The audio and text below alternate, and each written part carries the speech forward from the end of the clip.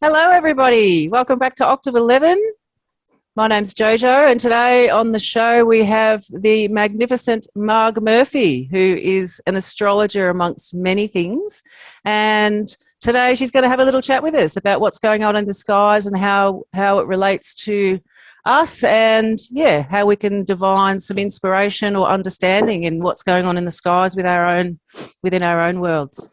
Take it away, Marg, if you'd like to tell us a little bit about yourself before you launch into your expertise. Thanks, Jojo. Hi. It's pretty exciting being here in your magical world of Octave11. I'm already impressed by all the weird things that you can do online that I can't do at all. It's not me, it's my tech guy. Yeah, good tech guy. Yeah. So I started learning astrology formally in about 1977, 76. And I was learning with a classical astrologer, Morris Silver, in Melbourne. So very traditional.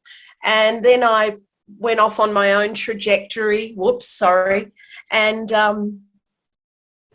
then I started learning formally again in the 90s with Brian Clark and Glenys Lawton, who are kind of like the grandparents of astrology in Australia. Fabulous people.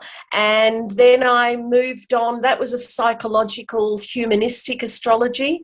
And then I moved on and studied ancient and medieval astrology with Bernadette Brady. So they were the formal quals that I got. But yeah, as we just worked out, it's been 46 years of an astrology journey. Wow. And I still feel like at times I'm skimming the surface. It's such a rich, rich tradition. It's really beautiful. But everyone's having a really intense time at the moment, and life is really tricky for many of us all around the globe. And I'm just trying to get the chart up. So I've got the chart up down there. I thought we could look at the elements and the outer planets and just weave a little bit of a story about what's going on for all of us collectively, and then to recognise at the end of that it drops down into our own personal charts and impacts on us in a personal way. But it might be good to just look at archetypes and elements. Wonderful. So I thought we'd just start with that. So I've sort of start with fire. The element of fire, which is passion and the spark of life, and really comes from the heart, and we need fire to propel us, Ignite and us. to warm us and ignite us. Yeah.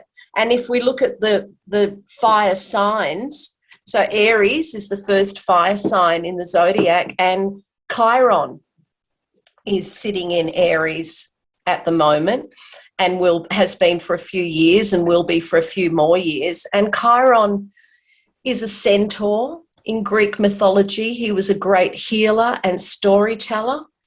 And when we come across Chiron, our wounds are exposed.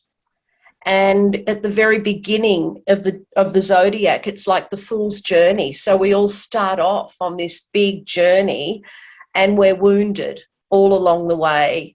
And then we come to a point where the wounds are exposed to us, and we get to go within and really heal things. And so I was looking at it the other day and thinking, we're at the beginning of a new world. We can think of it like that. The Aries sign, the beginning, the fool's journey. We're stepping out into some crazy new future. Who knows what it holds? But the great unknown.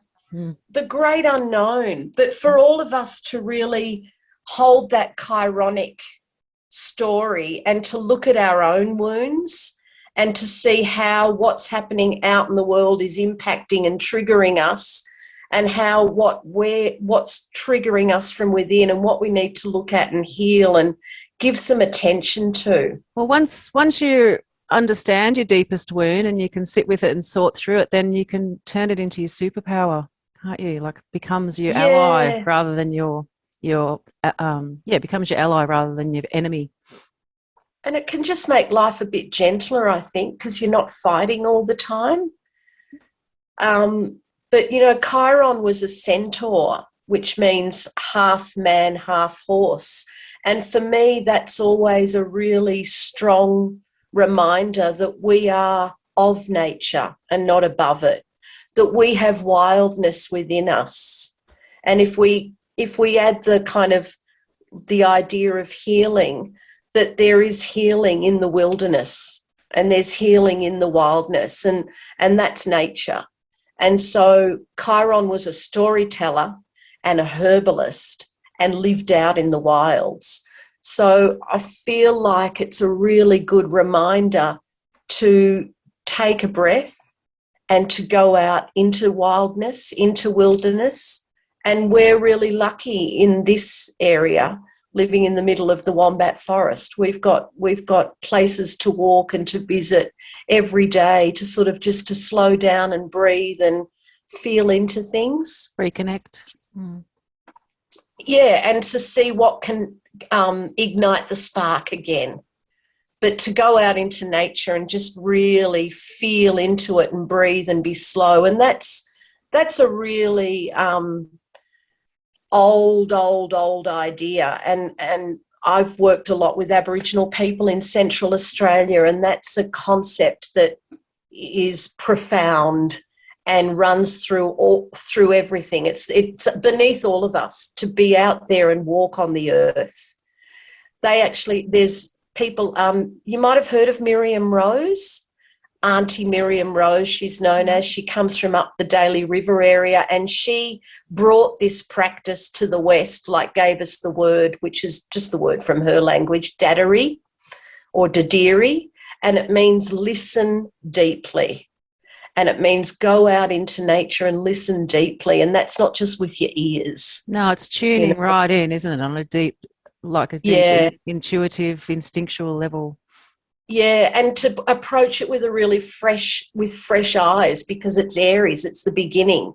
You might think you know that trail that you've walked on for years, but open it, open your eyes, open your heart, open every sense and feel it differently. Dropping right into your senses is a big thing, isn't it? It's huge. Because we're so overwhelmed. Our senses are so overwhelmed, so often saturated with images and sounds. So to go and drop all that away and drop right back into our the simpleness of it all. Yeah. And even though we have the positive of media and internet and technology, like we're able to do things like this and share with people everywhere, we're still overwhelmed by all of this overload of information. So the beginning of the story, Aries, make it simple and go out and talk to a tree or sit under a tree and listen to water and birds and feel what the earth, what the spirit of the land has to tell us. Beautiful. That's it. We've also got we've got nothing in Leo at the moment, but the next fire sign is Sagittarius. And Sagittarius is also a centaur.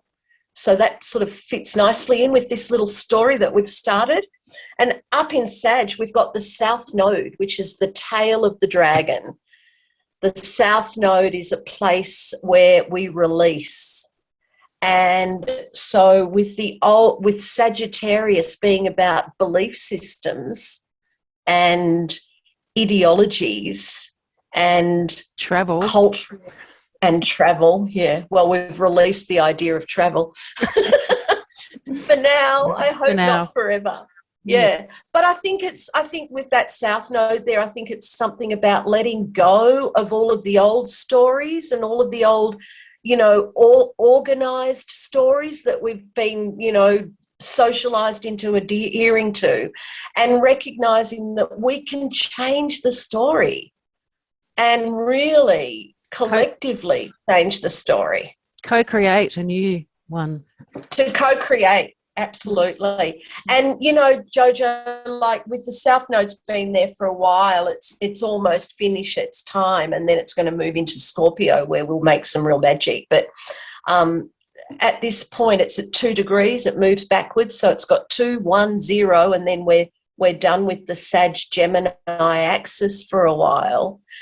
But this has been a really potent axis because it's covered the whole corona time. North Node in Gemini, who are we communicating with? Where are we channeling? Where is the information coming from? And the South Node in Sag, let go of your old, I really believe this. There's room for change. There's room for freedom. There's room for freedom of thought and the creation of new stories. And today, Venus is there as well. So Venus is in Sag, and Venus is about, what do we really, really want? What do we want? What do we desire? What do we desire? And what do we appreciate and love? And, because we're on the fire thing, if we just follow the fire thread, we might find that when we take time to be quiet. Well, we've all had that time, outside. haven't we? We've all had a year and a half to sit quietly and ponder all those things, what really is important. And it comes back to the simple, basic things, doesn't it?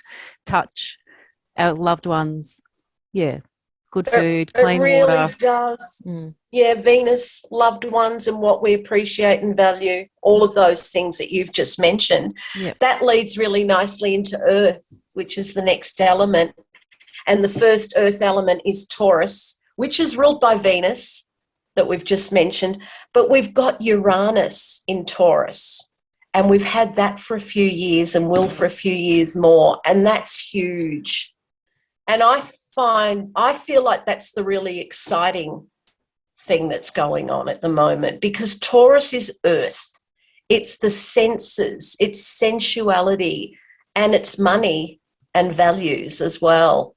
And for me, and Uranus is like radical shifts and changes and out of the blue, and developing a new insight and tuning in for higher,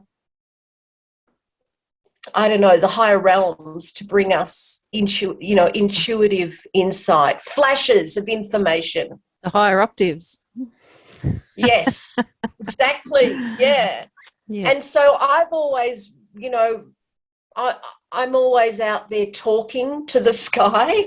And for me, the Uranus in Taurus, for me, the biggest thing about that is to really learn to tread on the earth and interact with the earth in a very different way, and to gain information and appreciation of Indigenous approaches to the land.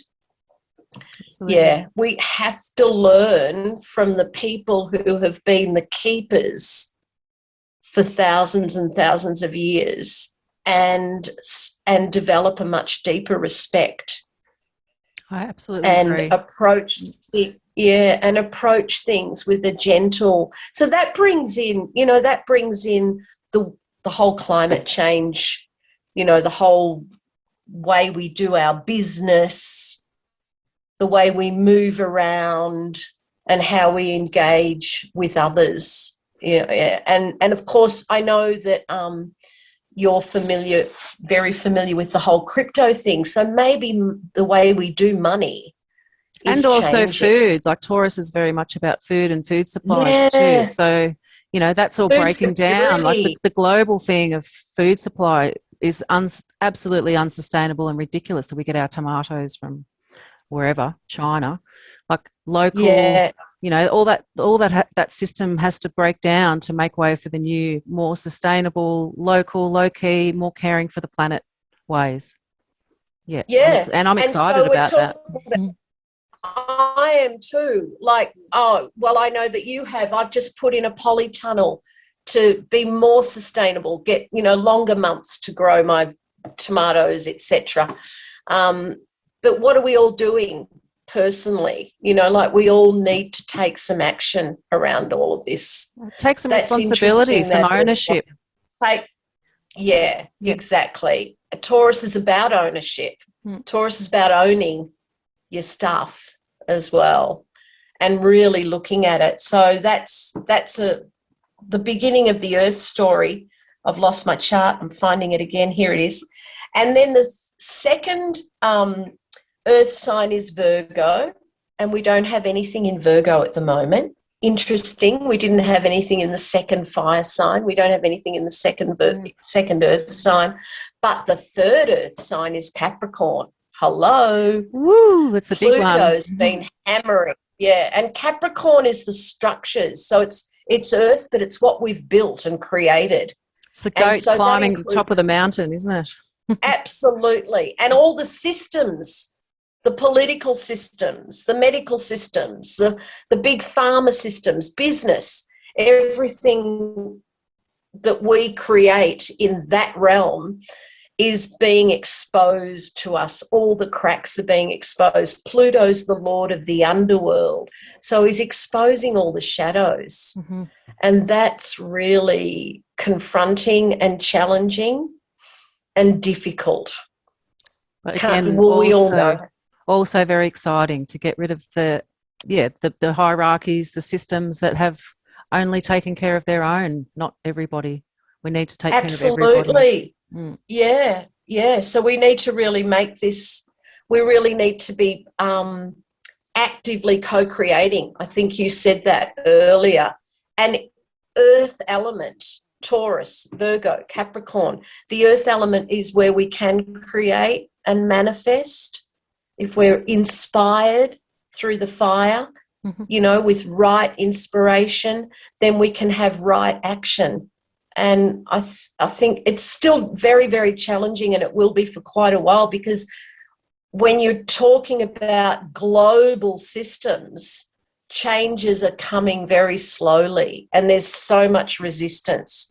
And so that kind of brings me to the shadow. Like, we have to go into our own underworld and look at our own shadow and work on that and hope that that ripples out, Well, again, as you said, doing large. like it's happening across the whole the realm, but to take it on personally too, to restructure your own life, get rid of any material, attachments or whatever. Like, just clarify, clear out, bring it back to something that's more, sustainable and simple and nurturing. Yeah, really, really. And that leads really nicely, Jojo, into the air, because Gemini is the first air sign, and I know that you're a Gemini. And as we were speaking, Lilith, Black Moon Lilith, moved into Gemini today. She's been there before. She's traveling between Taurus and Gemini, backwards and forwards, backwards and forwards. So the connection between earth and air, the first earth sign, the first air sign. And Lilith is really the primal feminine energy. She's the dark matter of the universe from which everything else arises.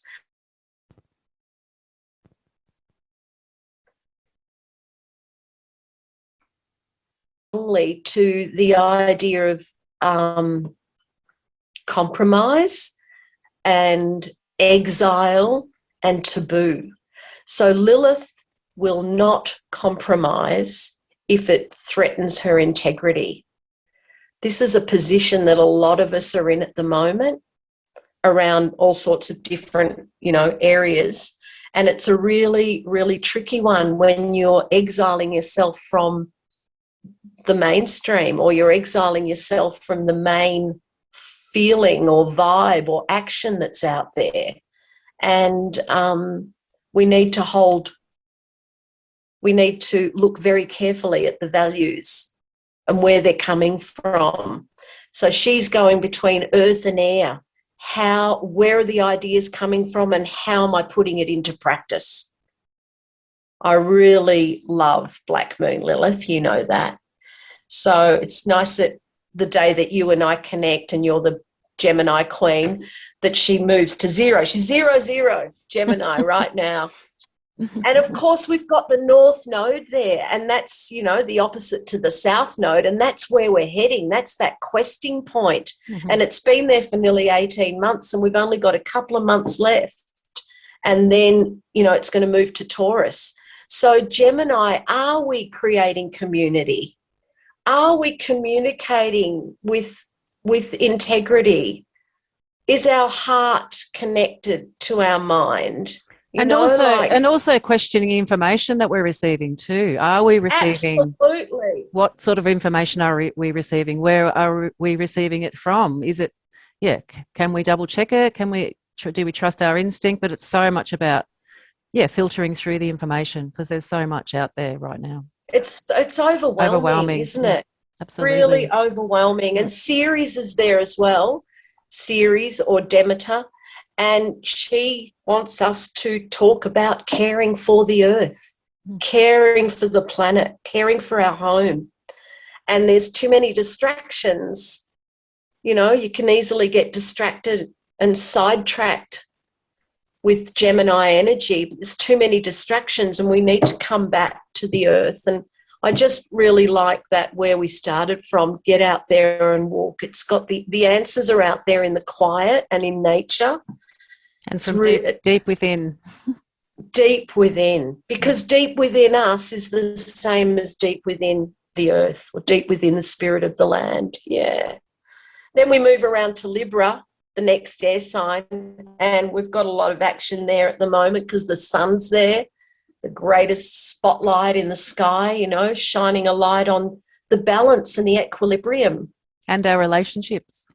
And our relationships, yeah. And the sun's there with Mars, a bit feisty, and Mercury, how we're communicating. So how are we communicating? Where is our information coming from? Are we sure that we're speaking truth? And if other people have a different truth to us, or a different interpretation, or a different understanding, are we going to fall into Mars and fight and create factions and frictions?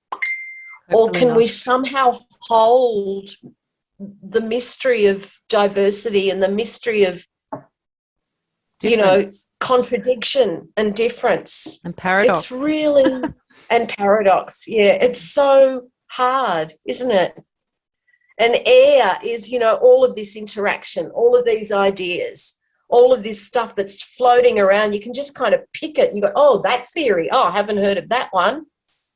Oh, another one. Oh, fact check, fake news. Oh, it's just overwhelming. I'd much rather go down to Cornish Hill. Back to the garden. Walk in the bush. Back to the garden. Yes. Yeah. And then, of course, the last air sign is Aquarius and Saturn. And you said before, you know, and I said that's the segue to air, about getting rid of what's not needed. Saturn wants us to shed all of the unnecessary, right down to what's in the kitchen drawers that you don't need, you know, like starting really in a personal level. What are the old disciplines that we've held on to that we need to shake up and change? What are the old rules that we need to let go of and make space to create new ones? Jupiter's there too, so we've got that help if we can step out of the oppressiveness and the oppressive feeling that Saturn often brings with it. We can see that there really is hope. And that backdrop behind you is really Jupiterian, isn't it? And very Neptunian as well. Like, you know, where we need to get inspiration. Yeah, really hard times. But Saturn can give us the discipline. Once we've recognized where we need to go and how we need to walk that particular path, Saturn gives us the discipline. And in Aquarius, it helps us to find the people that feel that they're part of our tribe and brings some glue to that. And then Jupiter gives, once we've got that tribe, Jupiter gives us the vision and the, you know, to expand and take it into the future. And then that brings us to the water element, you know, how we feel, all the we're feels. Swimming around in, all the feels. And the first water element is Cancer. And there's not actually anything in Cancer at the moment. The second water element is Scorpio. And there's nothing in Scorpio right now, but there will be next week. And that's really deep integrity and deep feeling and being able to be truthful. And really transformation also. Yeah, really big changing, deep stuff. Yeah. I'm a Scorpio, so I like all that transformative shadow work. And then we've got Pisces, and, you know, we've got Neptune in Pisces. And so Neptune is what connects us to sacred source. And while we're speaking, Jojo, the moon in the sky is with Neptune. And so we need to bring some attention to where sacred source is within us, within our bodies, within our soul and our spirit, and how we connect with it, and learn to not get drawn into all the other things that are going on out there that take us away from that spark. Yeah. Neptune rules the virus.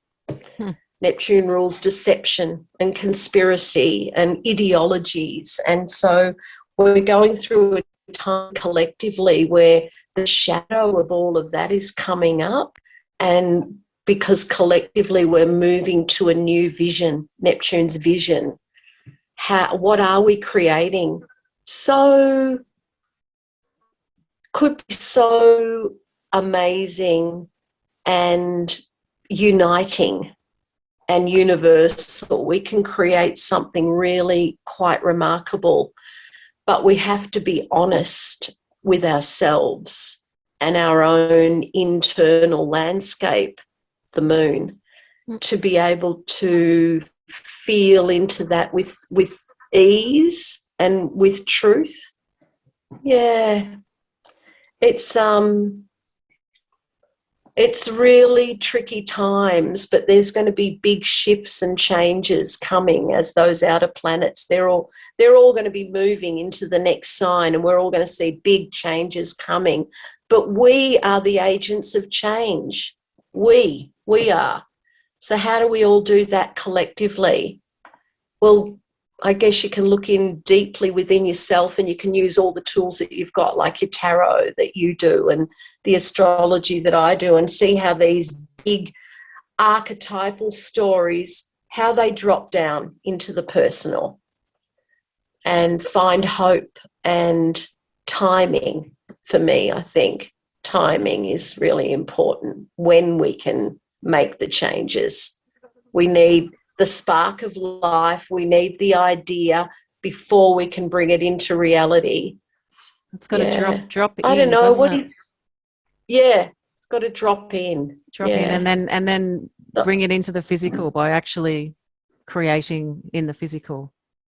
Yeah. Consciously creating. And consciously creating means owning the shadow. Otherwise, you're creating from there rather than from something that's a bit more positive and real.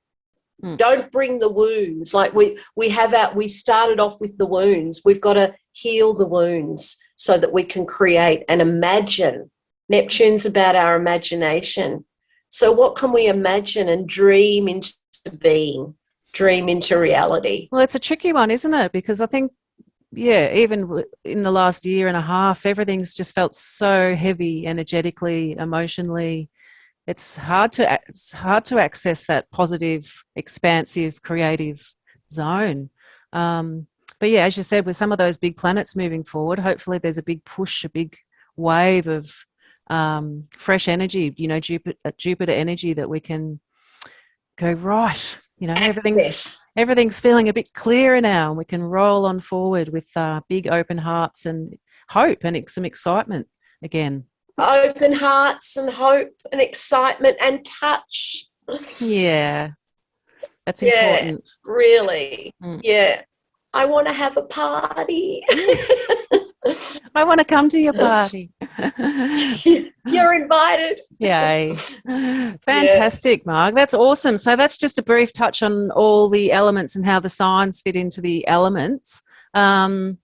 Which is maybe enough for people to soak in with today. Is there anything else you'd like to add to that beautiful story that you've just shared? No, just to say it again and again and again, take your shoes off and go outside and walk on the earth.